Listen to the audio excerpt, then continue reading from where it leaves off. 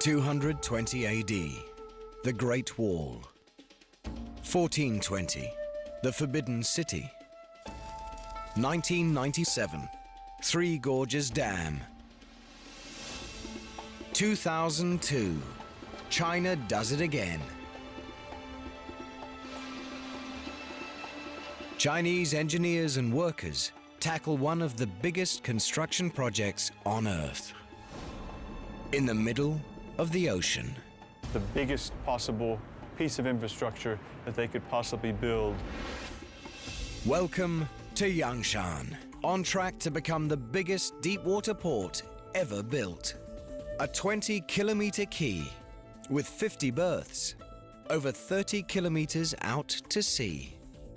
Linked to China by the world's second longest ocean bridge, where massive cranes, a cutting-edge control system, and some very, very focused personnel are already shattering records for loading and unloading gigantic container ships. Battling for supremacy in the world's biggest import-export trade. And Yangshan's not even close to being finished.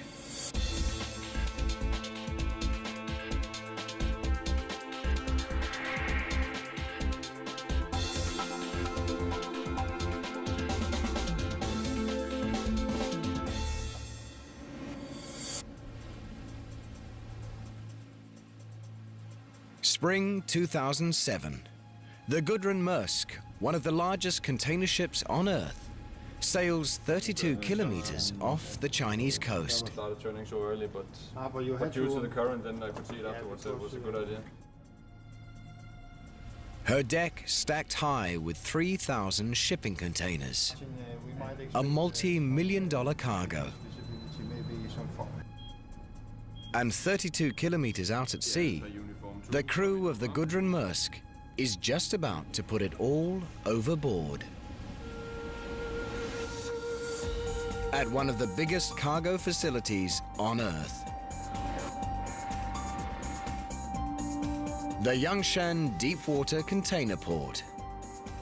It'll be years before this megaport is finished, but Yangshan's docks are already over 3 kilometers long. On those docks, some of the world's biggest and brawniest cranes, high-tech trucks, one of the most advanced control systems at any container port, and some of the best container port operators in the business are getting ready for the Gudrun Maersk. They'll have a good day's work ahead of them, and they'll have less than a day to do it. From the moment this giant ship docks, they'll have just 20 hours to unload her 3,000 shipping containers and load her up with 2,000 more. Then they'll have to move the 3,000 unloaded containers to the mainland, over 32 kilometers of open sea. And there's no room for error. Every ship, every day, Yangshan's battling powerful rivals for supremacy in a billion-dollar business.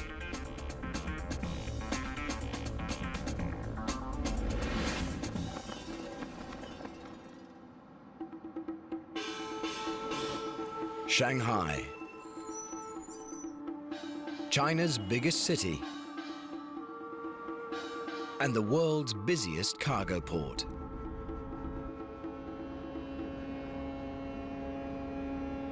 In the 21st century, China's export-import trade's exploding by nearly 30% per year. And Shanghai's in the right place at the right time.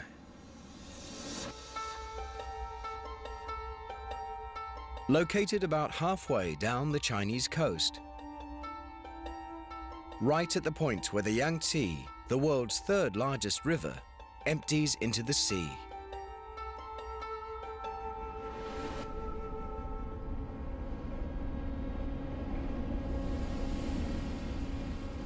Billions of dollars of goods made in China travel down the Yangtze to be shipped abroad.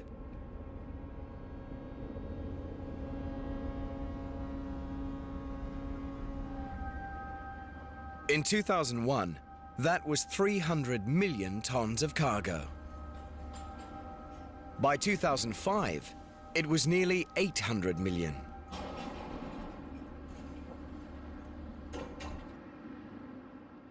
Shanghai should be sitting pretty.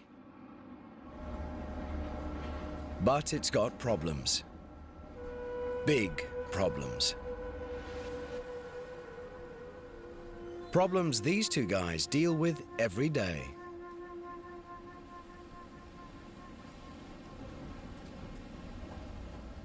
Wu Jiangwen and Jiang Wei are Shanghai harbor pilots.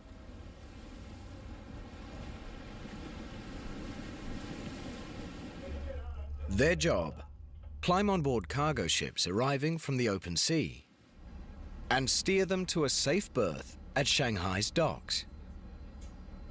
And that's even harder than you think. The color of the sea reveals why. Muddy brown, the color of a river.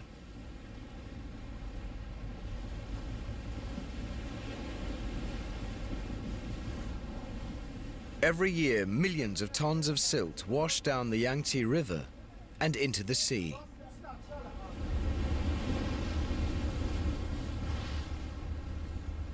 Where the Yangtze meets the ocean, all that silt piles up in sandbars. Exactly where hundreds of ships are sailing into Shanghai.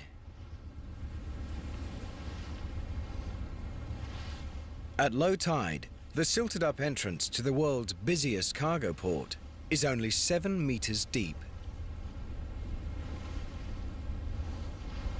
And in today's world, any ship that can clear 7 meters is a mere rowboat. The biggest ships that come into Shanghai need 12 meters water depth.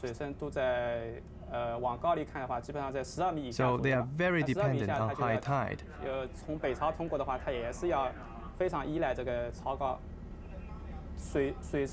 So when we go in or out of port, we have to pay very careful attention to the height of the tide. Today's vessel needs only 8 meters depth. It cleared the sandbars at high tide. But that doesn't mean Wu Jiangwen and Jiang Wei are having a nice day. They look relaxed, but they know their problems are just beginning. Because Shanghai's aquatic arteries are seriously clogged with more than just silt. Their ship's now entering the Huangpu, a smaller river that runs through Shanghai. And they're about to steer it through one of the worst maritime traffic jams on Earth. Normally, we'll have more than 100 ships coming into the river mouth and another 100 ships going out over 24 hours.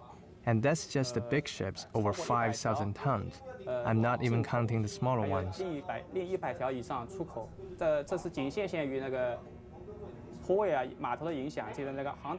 is not a simple matter of one ship following another. There are ports all along the river. Ships have to cut across traffic, so there is a lot of risk. Shipping expert Matthew Flynn compares sailing up the Huangpu to commuting to work in the middle of the Indianapolis 500.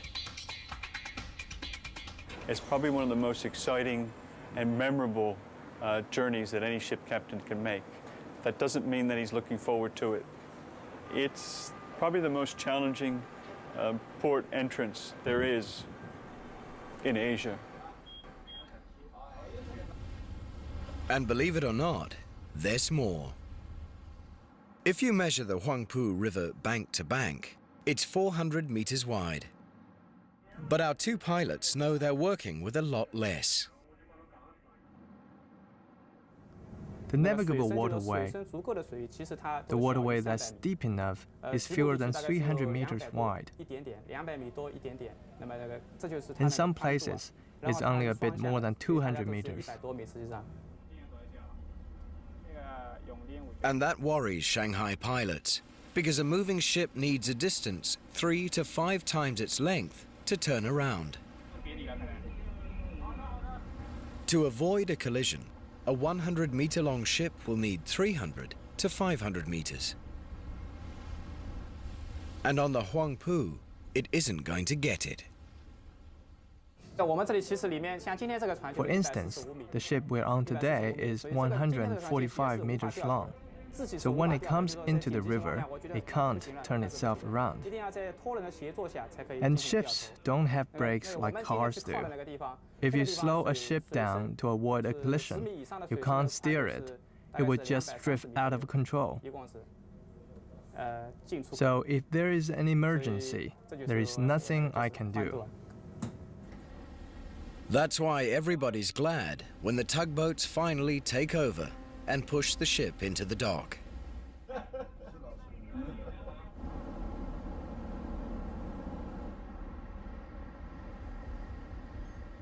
Because to these guys, a cruise up the Huangpu is about as relaxing as steering a runaway truck through a crowded shopping mall. Shanghai's navigational challenges make life interesting for Wu Jianwen and Jiang Wei. But why should they be a big problem for Shanghai? After all, Shanghai's been a world-class port for decades. All that time, the Yangtze was choking with silt. And the Huangpu was never much wider. So what's changed? This has. The size of the ships sailing into Shanghai. Gigantic container ships. The most cost-effective way to move enormous quantities of freight around the planet. If they can't get their cargoes in and out of Shanghai, Shanghai can't give the world what it needs. Ships will go elsewhere, and Shanghai will be left behind.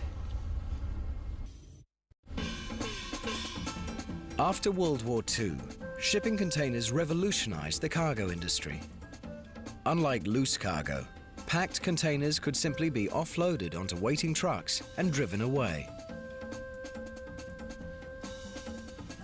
The first ships carried only a few dozen containers. It didn't take a shipping genius to realize that the more containers one ship could carry per voyage, the more money ship owners would make. So container ships got bigger and bigger and bigger. Well, if you're making $1,000 per container that you're hauling across the ocean, it's a dollar and cents type of equation. The bigger ships that you can build, the more cargo that you can carry. In the 1990s, Shanghai built new container ports at Waigaoqiao on the ocean just beyond the mouth of the Yangtze. Ships docking at Waigaoqiao didn't have to sail up the Huangpu, and the water there was over 12 meters deep. For a time, things seemed fine, but then the ships got even bigger. As big as the Gudrun Maersk, over 40 meters wide, over 300 meters long, longer than the Eiffel Tower, and needing deeper water than Waigaoqiao could offer.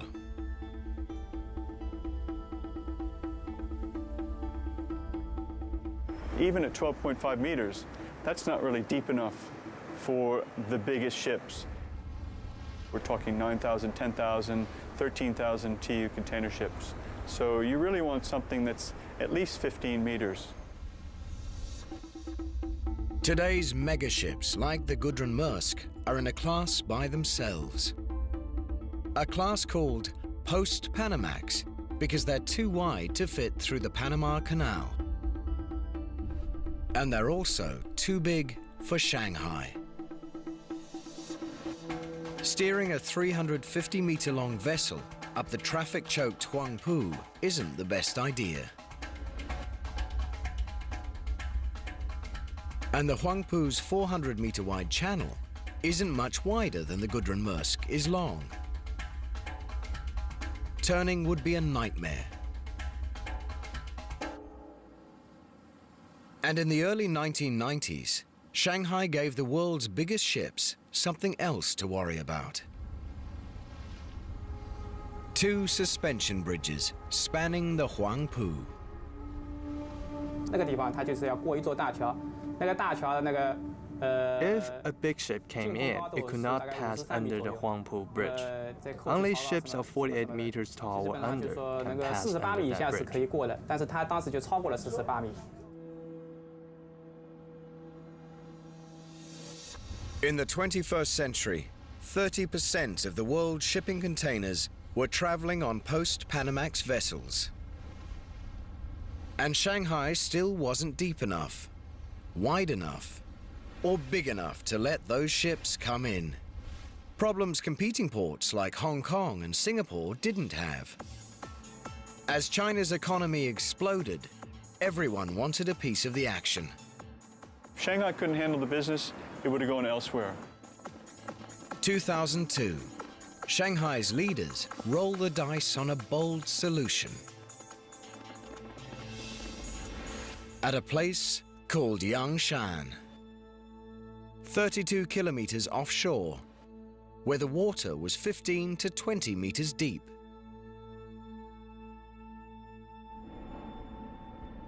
Today, Yangshan is a large island that can easily accommodate a world-class container port.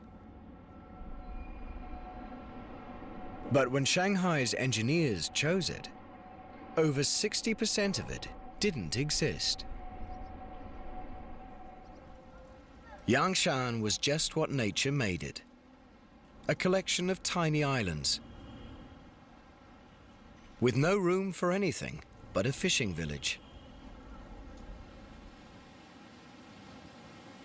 Engineers considered creating flat land by leveling the hills, but decided against destroying Yangshan's natural topography.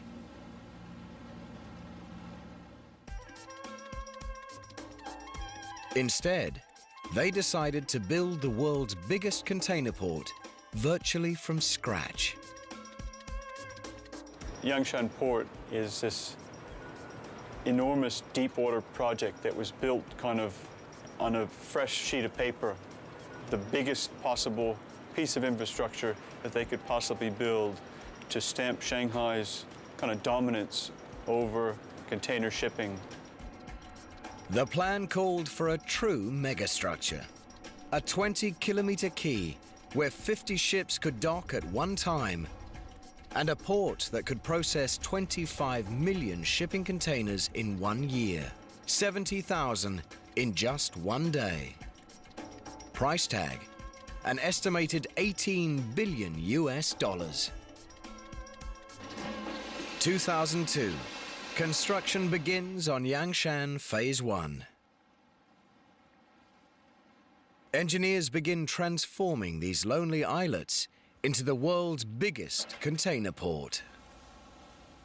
It's like trying to tie a butterfly knot in the middle of a raging river. You've got water that's flowing 2 meters a second. These guys are up against typhoon, bad weather, fog. They're 35 kilometers offshore. There's no power, there's no water. There's probably more inhospitable locations, but there certainly isn't a tougher location to work in for such a big project. Failure is not an option, and neither is delay. Shanghai's container traffic is growing by 30% every year. To build Yangshan, engineers must create an artificial island with a 10-square-kilometer port, bigger than 20,000 basketball courts, in ocean 15 meters deep. And that will take thousands of millions of cubic meters of soil. How do you get it? Enter the Sea Dragon, the mega dredge. Built in the Netherlands to clear Shanghai's monumental silt, this is a dredge like no other. When the Sea Dragon swings into action, you can see how it got its name. Its two massive suction arms bear an uncanny resemblance to monsters of the deep.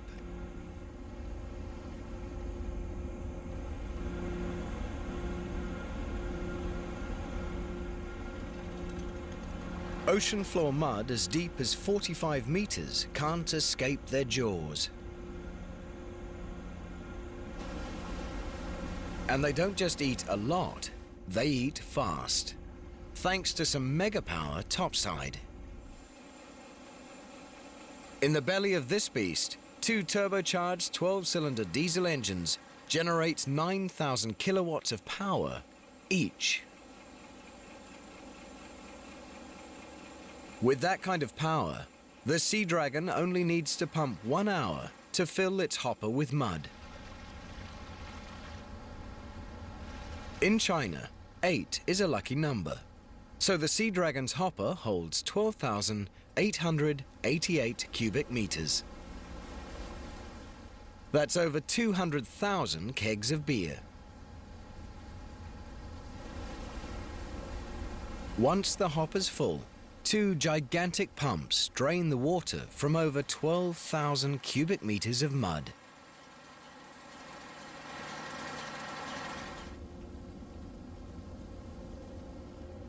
And Captain Yan says that when it's time to deliver the payload, his dredge leads the pack. Older ships can only dump sand, but the Sea Dragon can blow or spray it.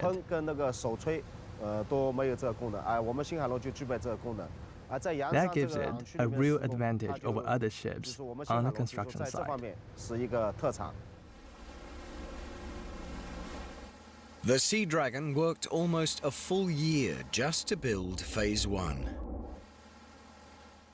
Dumping 3,000 million cubic meters of mud. Enough to fill over 1 million Olympic swimming pools. Growing a man-made island in ocean over 15 meters deep.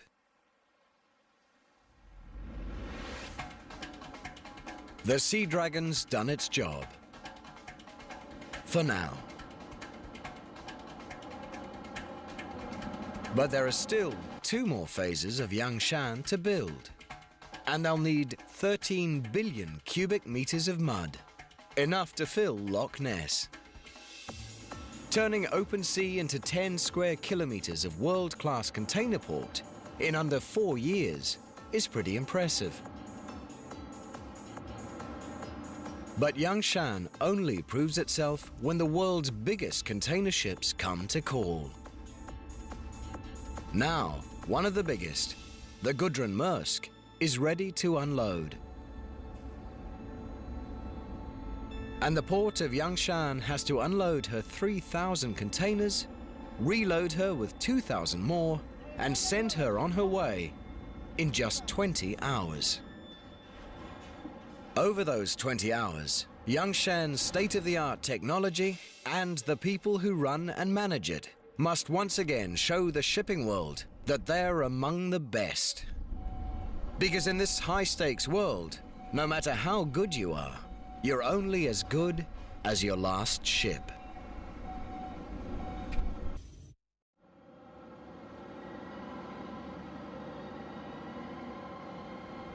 noon. Unloading the Gudrun Maersk begins. 3,000 shipping containers in less than 20 hours. Every hour behind schedule costs thousands of dollars.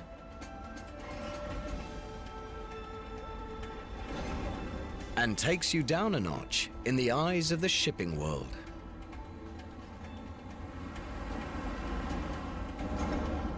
Only the best can pull this off. And Yangshan Deepwater Port has 13 of them. The STS-40 ship-to-shore crane, 50 meters high. That's as tall as the fabled Godzilla. And they're manufactured right in the neighborhood, at the Zhenhua Company on Chongqing Island at the mouth of the Yangtze, only 125 kilometers from Yangshan. The biggest crane factory in the world. But even at this mega factory where mountains of metal seem to float on air, the Yangshan cranes were a tall order.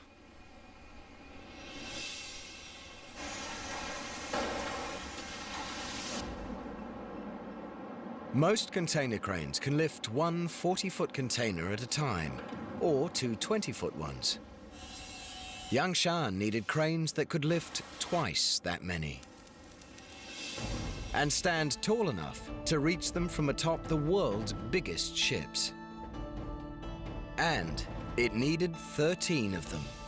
General Manager Lu Hanzhong recalls the excitement of winning the Yangshan contract and the anxiety of fulfilling it. Designing and manufacturing cranes this big was a challenge for us, because ships are getting bigger and higher. Cranes have to be bigger too. We couldn't simply make one of our smaller cranes twice as big. That crane would have been far too heavy to build. We needed to change the design of the whole structure. But one of the toughest challenges to giving Yangshan its super cranes wasn't building them.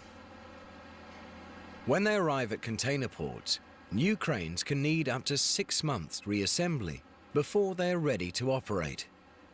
But not Zhenhua's cranes. They come with no assembly required. Shipped around the world on Zhenhua's specially modified freighters. But Zhenhua's ships had never transported cranes as tall and heavy as the ones ordered by Yangshan. The cranes couldn't be any shorter or lighter, or Yangshan wouldn't beat its competition. There was only one option: solve the problem. We successfully designed a bigger crane which doesn't add much to its own weight, but can still do the job it's designed to do. And we designed them so they can lower their height while they're being transported. Problem solved. Cranes designed, built, and delivered. Now they're putting Yangshan ahead of the pack. Most container port cranes can handle about 30 containers an hour. Yangshan's cranes can handle more than 50, thanks to crane drivers like Zhang Yi, who've made a commitment to being the best. The difficulty we have to conquer is we work on night and day shifts rather than normal working hours, so that we have to sacrifice a bit, personal life-wise. I mean, we cannot just go drinking and have fun as much as we want to. We have to make sure we rest well before we come to work. Driving a container port crane is like fishing for a prize in a carnival game. Except the prize weighs 2.5 tons, and that's empty.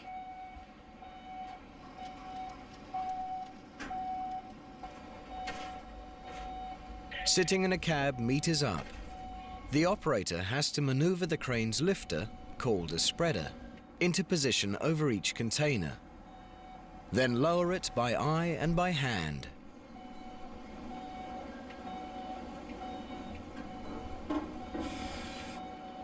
When the spreader's in place, he triggers the spreader's automated locks that grip the container and hoists it up and over the deck onto the dock below, lining it up precisely with the truck that will carry it away. And then do it again, and again, and again. And if you think unloading is tough, Try loading. To load a ship, a crane operator has to position a 20-foot container onto pins on deck and slide it precisely into grooves built into the cargo hold, so containers won't move at sea. That's like trying to set an elephant down on a coin from 50 meters up. And a crane driver doesn't have all day to get it right. If containers move too slowly, ship owners fall behind schedule and lose money. But if they move too fast, they can swing out of control, endangering cargoes, people, and cranes. And a bumped container could mean damaged goods inside. So crane drivers have to develop an instinct for loading and unloading at exactly the right speed. The cranes put the containers onto trucks, which move them from the dock to the container yard. At the yard, rubber tire gantry cranes take the containers off the tractors and put them on the ground. But there's a lot more to this process than just heavy lifting. Shipping containers look alike, and unless you can match their numbers with the list, there's no way to tell them apart.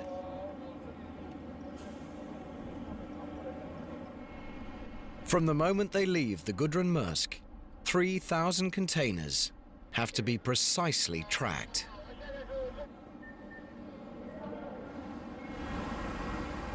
A misrouted container means unhappy customers and a bad reputation for Yongshan. A lost container is unthinkable. But it's unthinkable thoughts like these that keep operations manager Shi Minhua fully focused throughout his shift. More than anywhere, the burden of success or failure rests squarely on his shoulders. For the duration of his shift, he'll bear the ultimate responsibility for keeping the operation on time and on track. The port runs 24 hours. We are under a lot of pressure to work fast, but we try our best to fulfill our service promises to our customers. If anything does go wrong, the buck stops with Shi Minhua. And there's plenty that could go wrong.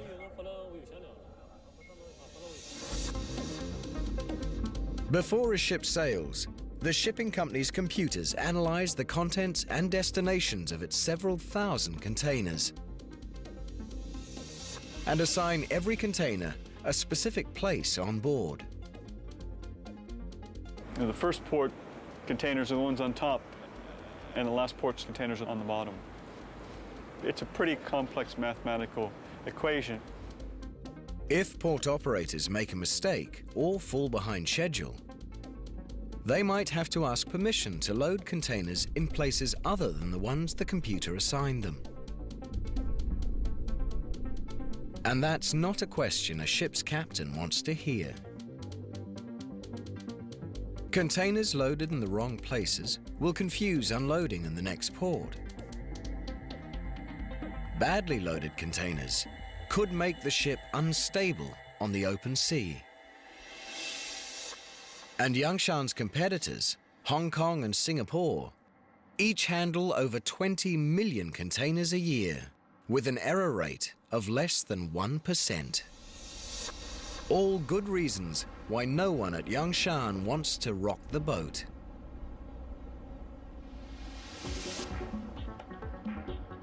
Fortunately, Yongshan has a brain to match its brawn. A cutting-edge control system developed by the port of Shanghai.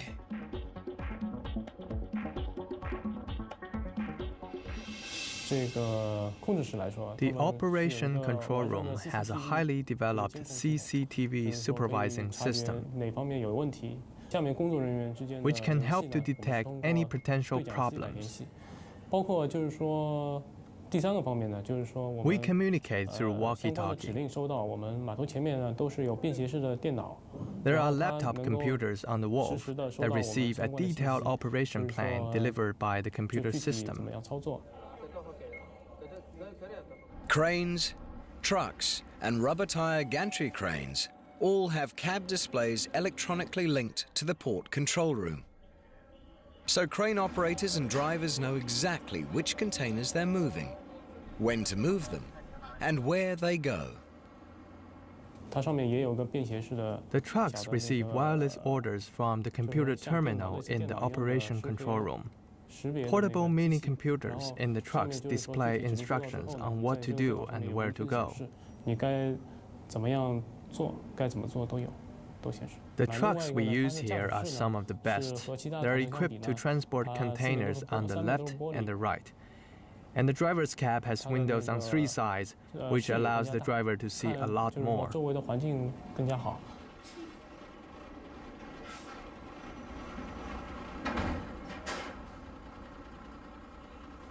The Yangshan system maximizes efficiency. Sending ship after ship back to sea on schedule. Making crews and owners happy. So they're trying to sail at a specific time to meet a berthing window at another port down the road. Delays are just not acceptable. The unloading and loading goes on all night. And past the break of day. 20 hours after she docked, the Gudrun Maersk departs Yangshan, leaving behind 3,000 containers filled with imported goods. Taking with her 2,000 others filled with exports. Xi Minhua and the Yangshan team can finally relax and call it a day. A very long day. But Yangshan's job isn't over yet. 3,000 shipping containers have to be delivered. Customers have waited weeks for the Gudrun Maersk to bring them across the ocean.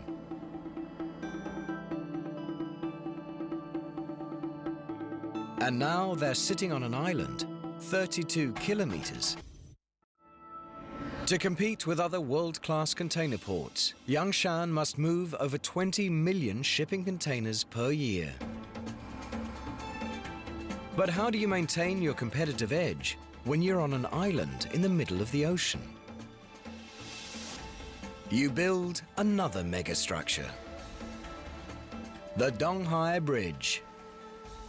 6 lanes wide and 32 kilometers long. More than 12 times longer than the Golden Gate Bridge. The second longest ocean-spanning bridge in the world. The longest is just 80 kilometers to the west, spanning Hangzhou Bay. Building a bridge this long on land would be tough. Building it over the open sea is a logistical nightmare. It's not like you're a steel worker building a skyscraper.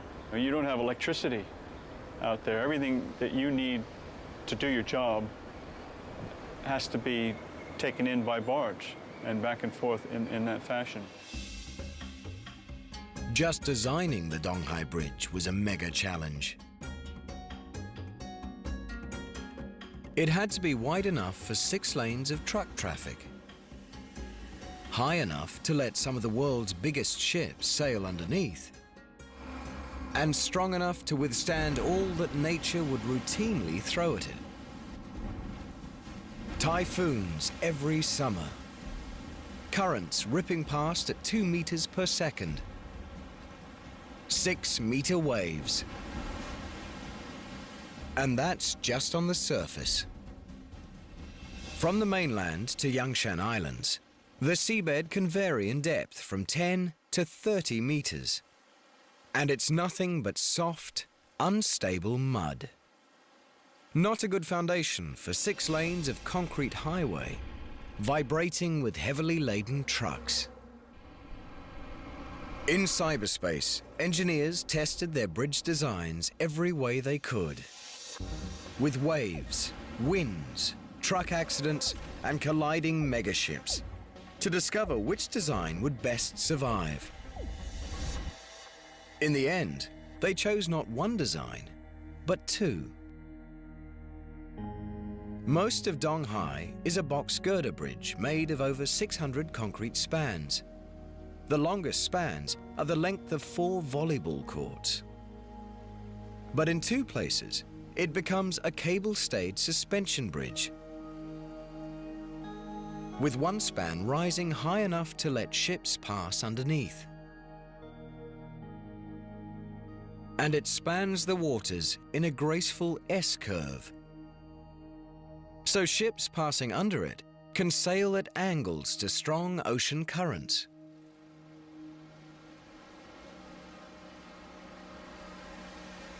By 2002, engineers had a bridge that worked beautifully, on paper and in their computers.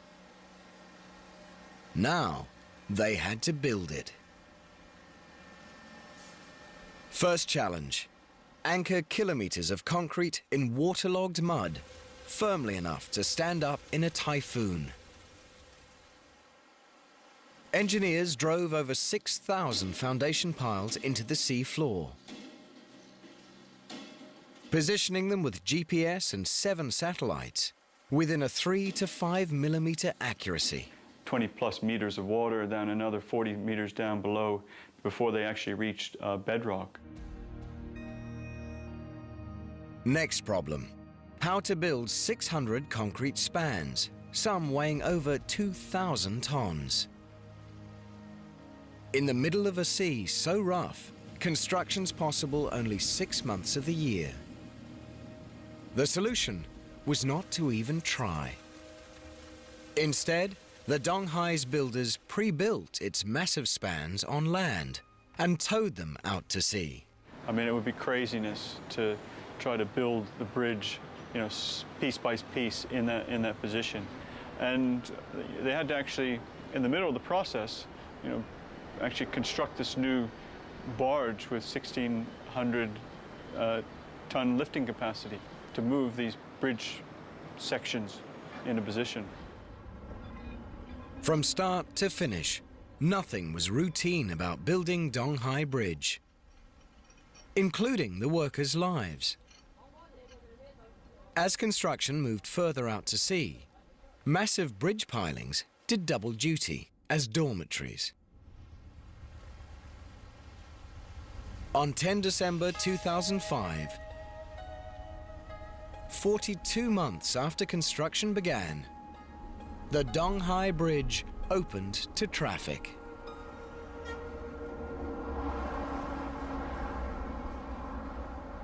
Since then, nearly 3 million containers have crossed its S-shaped span.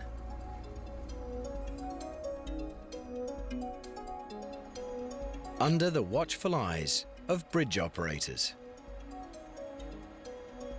From this high-tech control room, they miss nothing that happens on, over, and under the world's second longest ocean bridge. Their eyes, some 80 surveillance cameras placed along its 32-kilometer length. Electronic eyes that never close. And for good reason.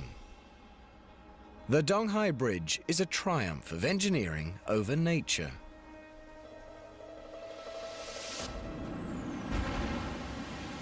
But nature isn't giving in that easily. Typhoons and fog can make driving on the Donghai Bridge hazardous.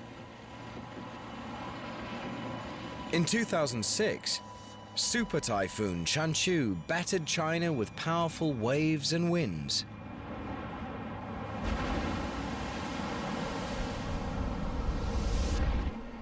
The bridge stood its ground. And by mid-2007, Yangshan had moved Shanghai from world's 3rd biggest container port to number 2. Only 1 million containers behind its rival Singapore. When it's completed in the year 2020, Yangshan Island will be the world's biggest container port. Its wharves stretching an awesome 20 kilometers, with berths for 50 ships, capable of handling 25 million shipping containers a year. No city has ever achieved what Shanghai has done with the Yangshan Deepwater Port. It was a tremendously visionary project. For the city fathers of Shanghai to actually create this over such a short time frame was tremendously far-sighted. It's a very emotional issue, I think, for everyone, from the guy in the street, to the city leadership, to the country leadership. They all know that Shanghai is the #1 port in China, will be the largest container port in the world. And that's something that you don't see in Europe or the United States. For someone, in Los Angeles versus Oakland saying, geez, we've got the biggest container port in the United States, they don't know, and they probably don't care. But here, it's something that everyone knows about, and it's something that they're intensely proud of achieving. But shipping companies are already designing even bigger container ships. Mega ships that will demand even longer docks, bigger cranes, and deeper water.